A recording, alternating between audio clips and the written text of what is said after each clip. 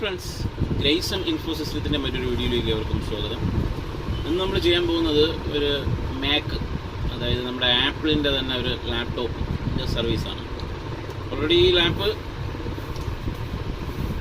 ഡെഡായിട്ട് വന്നിരിക്കുകയാണ്. അപ്പോൾ എന്താണ് കണ്ടീഷൻ എന്നൊന്നും അറിയത്തില്ല, വേറെ ആരെങ്കിലും നോക്കിയതാണോ ഒന്നും അറിയത്തില്ല. അപ്പോൾ നമ്മളിത് പൊളിച്ച് ഇതിൻ്റെ കണ്ടീഷൻ എന്താണെന്നാണ് ഇന്നത്തെ വീഡിയോയിൽ ചെക്ക് ചെയ്യാൻ പോകുന്നത്. റെഡിയാക്കാൻ പറ്റുമെങ്കിൽ റെഡിയാക്കാം, ഇല്ലെങ്കിലും ഈ വീഡിയോ പോസ്റ്റ് ചെയ്യും. ഓക്കെ, ഇതിനകത്ത് എന്തൊക്കെയാണെന്നുള്ളതും നമ്മുടെ മാക്ക് എന്നൊക്കെ പറയുമ്പോൾ ഭയങ്കര സംഭവമാണോ എന്നുള്ളതൊക്കെ കാര്യങ്ങളൊക്കെ നമുക്ക് ഈ വീഡിയോയിൽ കാണാൻ കഴിയും. അപ്പോൾ എന്തായാലും വീഡിയോയിലേക്ക് പോവാം. ഓക്കെ, അപ്പോൾ എന്തായാലും ആദ്യം നമുക്ക് അഴിക്കുന്ന പരിപാടിയാണ്. അതിനു മുമ്പ് ഇതിനകത്ത് നോക്കിക്കഴിഞ്ഞാൽ അതിൻ്റെ ബ്രാൻഡ് നെയിം MacBook Pro എന്ന് പറഞ്ഞിട്ട് എഴുതിയിട്ടുള്ളത് കാണാം. പിന്നെ ഇതിൻ്റെ മോഡൽ നമ്പർ ബാക്കി കാര്യങ്ങളെല്ലാം ചെറുതായിട്ട് ഇവിടെ നോക്കിയാൽ കാണാൻ കഴിയും.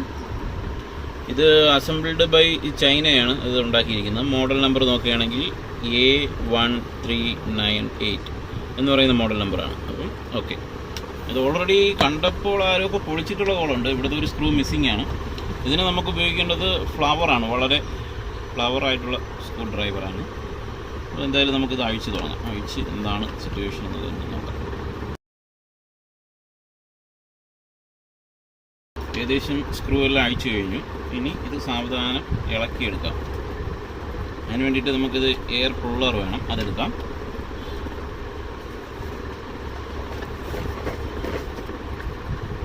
ഇത് എയർ പുള്ളർ എടുത്തിട്ടുണ്ട്. ജസ്റ്റ് ഞാൻ ഈ സൈഡിലേക്ക് നോക്കിയാണ്. ഓക്കെ, ഇളക്കിയെടുത്തിട്ടുണ്ട്. നമുക്കത് മാറ്റി വയ്ക്കാം. അത് പിന്നെ ഒരു കാര്യം പറയാനുള്ളത്, ഇതെല്ലാം അലുമിനിയത്തിൽ തന്നെയാണ് ബിൽഡ് ചെയ്തിരിക്കുന്നത്. ഇത് മെറ്റലാണ്, എല്ലാം അലുമിനിയമാണ്. അതാണ് മേക്കിൻ്റെ ഒരു സവിശേഷത. പിന്നെ അകത്തേക്ക് നോക്കാമെങ്കിൽ 2 ഫാന്, ബാറ്ററി പാക്ക്. അവരുടെ ഒരു പ്രത്യേക ഒരു ടെക്സ്ചറാണ്. എപ്പോഴും ഒരു ബ്രൗൺ കളറിലുള്ള PCB. ഫോൺ എടുത്താലും എല്ലാം ഈ പറഞ്ഞതുപോലെ ഈ ബ്രൗൺ കളർ PCB നമുക്ക് അതിനകത്തെല്ലാം കാണാൻ കഴിയും. പിന്നെ നോക്കുകയാണെങ്കിൽ ഇവിടെ നമ്മുടെ ഈ ബോഡിയായിട്ട് അറ്റാച്ച് ചെയ്യാൻ വേണ്ടിയിട്ട് ചെറിയ കോണ്ടാക്റ്റിന് വേണ്ടിയിട്ടുള്ള സംവിധാനങ്ങൾ ഇവിടെ കൊടുത്തിരിക്കുന്നതായിട്ട് കാണാൻ കഴിയും. അപ്പോൾ എന്താണ് ഇത് പവർ ഓൺ ആവാത്തതെന്ന് നമുക്ക് നോക്കാം. ഓക്കെ, അതിനായിട്ട് ആപ്പിളിൻ്റെ തന്നെ അഡാപ്റ്റർ എടുക്കുകയാണ്. ആപ്പിളിൻ്റെ തന്നെ അഡാപ്റ്ററാണ്.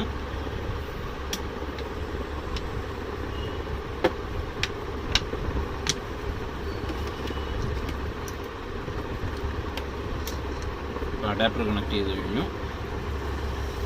പവറിൽ കണക്ട് ചെയ്തിട്ട് നമുക്ക് ഇതിൻ്റെ പവർ സോഴ്സിലേക്ക്, ഇതിൻ്റെ പവർ ഇതിലേക്ക് കണക്ട് ചെയ്ത്, പ്രത്യേകിച്ച് ഒരു ഗ്രീൻ ഇൻഡിക്കേഷൻ വന്നിട്ടുണ്ട്. നമുക്ക് നോക്കിയാൽ കാണാൻ കഴിയും. ഓക്കെ, നമുക്ക് മൾട്ടിമീറ്ററിലേക്ക്, മൾട്ടിമീറ്റർ DC മോഡിലിട്ട് വോൾട്ടേജൊക്കെ എങ്ങനെ ഔട്ട് ചെയ്യുന്നുണ്ടെന്നുള്ള കാര്യങ്ങൾ നോക്കാം.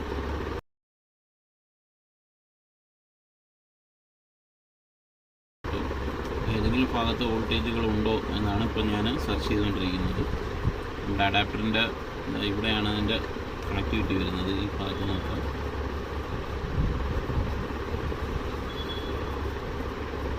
$15 വോൾട്ട് അവിടെ കാണിക്കുന്നുണ്ട്. അതായത് അഡാപ്റ്ററിൽ നിന്ന് വോൾട്ടേജ് ഔട്ട് ചെയ്യുന്നു എന്ന് നമുക്ക് മനസ്സിലാക്കാം.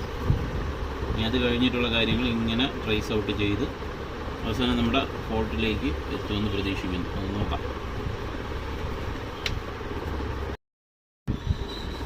ഫ്രണ്ട്സ്, ഏകദേശം നല്ല സമയമെടുത്തു. ആ ടെസ്റ്റിങ്ങിൻ്റെ കാര്യങ്ങളെല്ലാം കഴിഞ്ഞു. അങ്ങനെ ഇതിൻ്റെ പവർ മാനേജ്മെൻറ്റ് IC ആയിരുന്നു പോയിരുന്നത്.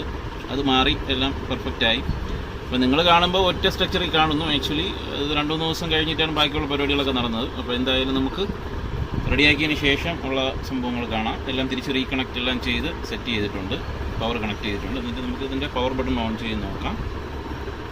പവർ ഓൺ ചെയ്ത് നോക്കാം. പവർ ഓൺ ചെയ്യാനാണ്, ഓൺ ചെയ്തു. ഇവിടെ നോക്കിയാൽ നമ്മുടെ ഫാനൊക്കെ 2 കറങ്ങുന്നതെല്ലാം കാണാൻ കഴിയും.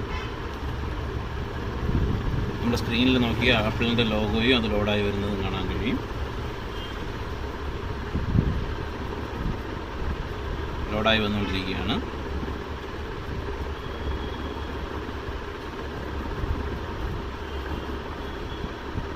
മൗസ് പോയിൻ്ററൊക്കെ എടുത്തു. യൂസറിൽ കയറാം.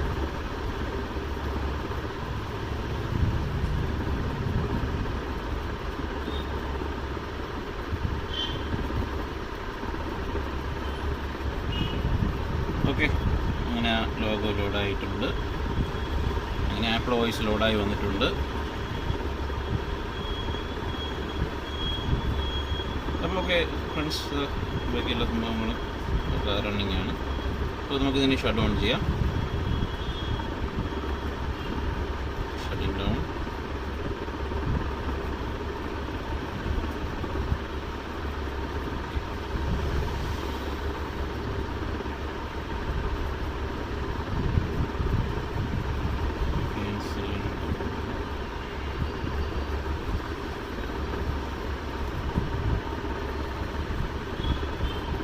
കറങ്ങിക്കൊണ്ടിരിക്കുകയാണ്. ഈ കാണുന്നതാണ് ഇതിൻ്റെ SSD, ഈ കാണുന്നതാണ് RAM, ഡ്യുവൽ ഫാന്.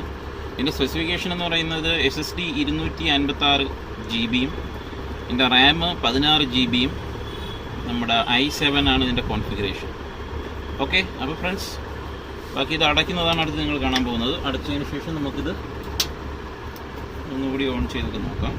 അപ്പോൾ അടയ്ക്കുന്നതിന് മുമ്പ് മസ്റ്റായിട്ട് നന്നായിട്ട് ക്ലീൻ ചെയ്യുക. പൊടിയെല്ലാം നല്ലതായിട്ട് ക്ലീൻ ചെയ്ത്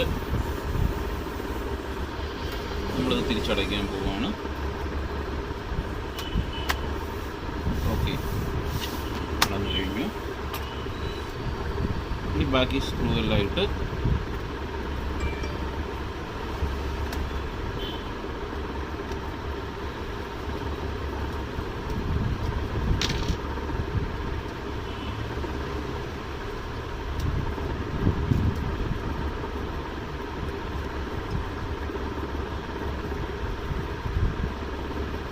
ബാക്കി സ്ക്രൂ എല്ലാം ഇട്ടാൽ മതിയാവും. അപ്പം ഞാനെന്തായാലും വീഡിയോ ഇവിടെ സ്റ്റോപ്പ് ചെയ്യുകയാണ്. നമ്മൾ ഈ മാക് ലാപ്ടോപ്പ് റിപ്പയർ ചെയ്യുന്നത് മറ്റ് ബന്ധപ്പെട്ടുള്ള കാര്യങ്ങളും ഇതിനകത്തുള്ള ഡീറ്റെയിൽസും എല്ലാം നമ്മൾ ചെയ്തിട്ടുണ്ടായിരുന്നു. എല്ലാവർക്കും ഈ വീഡിയോ ഇഷ്ടപ്പെട്ടു എന്ന് പ്രതീക്ഷിക്കുന്നു. Thank you friends.